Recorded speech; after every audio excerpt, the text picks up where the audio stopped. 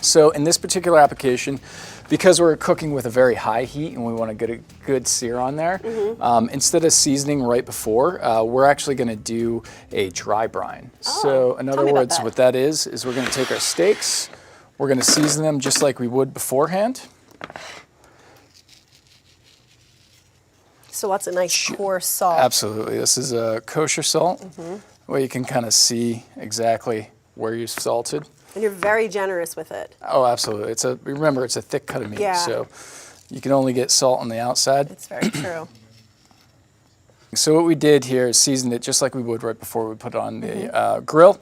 But in this particular instance, we're going to just let it sit there for a minimum of 40 minutes. Oh, wow. Up to 48 hours. These particular steaks here, we've let set. I did this yesterday, so for 48 hours. And as you can see, it's kind of got this red sheen to it. Yeah, but it's very dry, if you can feel that.